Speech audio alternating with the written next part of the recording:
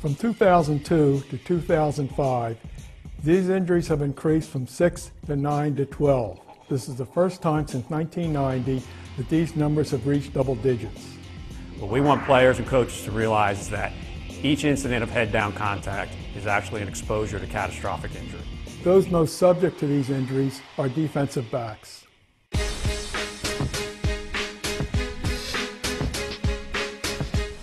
In 1979, in a summer practice, one of my defensive players went in to make a tackle, made the tackle with the crown of his head, hit another helmet to be exact, torqued the helmets, and broke his neck and became a quadriplegic. Catastrophic head injuries fall really into three different categories. First, deaths due to brain injury. Secondly, a brain injury that leaves permanent neurologic deficit. And then the third category is a brain injury that has neurologic deficit for a period of time, perhaps weeks, months, but then eventually there's complete neurologic recovery.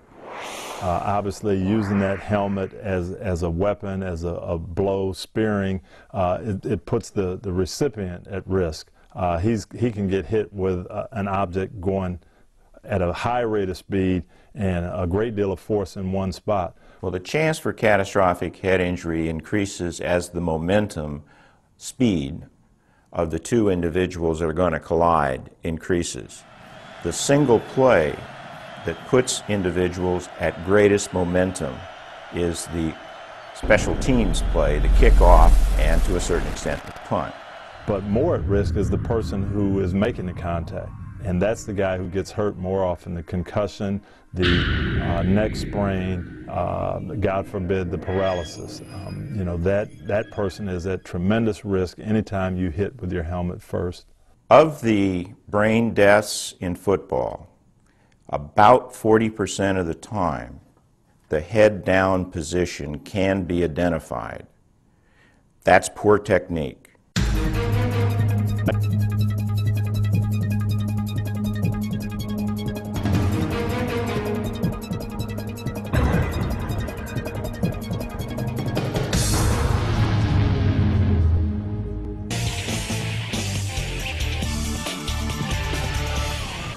One of the most dangerous collisions in football is when a defensive player makes a tackle below the waist.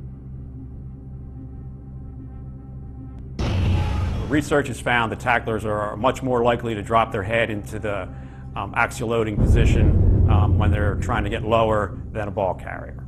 As you lower your body to get in position, the natural thing is for the head to go first. Primarily because it's instinctive. Players want to protect their eyes and face from the collision, so it's natural to try and duck your head in order to accomplish that.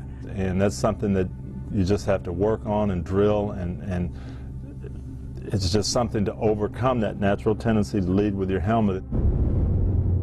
Keep that head up, see your target, and that's going to force you to lead with your shoulders. The important thing to remember again is if you initiate a blow with your head, you're at risk of concussion. If you initiate a blow head down, you're at risk of a serious spinal injury. Over the years, we've come a long way in reducing the risk of injury. Whether through rule changes, coaching techniques, or through advances in protective equipment, we've seen a dramatic decrease in the incidence of these injuries since the mid-1970s. But there is room for improvement. Over the past 10 years, between 4 to 12 football players a year have been paralyzed, and that is still too many.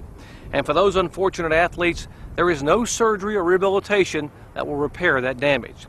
In an effort to eliminate these injuries, football must acknowledge that every incident of head-down contact puts the player at risk of a serious head and neck injury. The good news is, research and experience have shown that proper contact techniques can reduce that risk.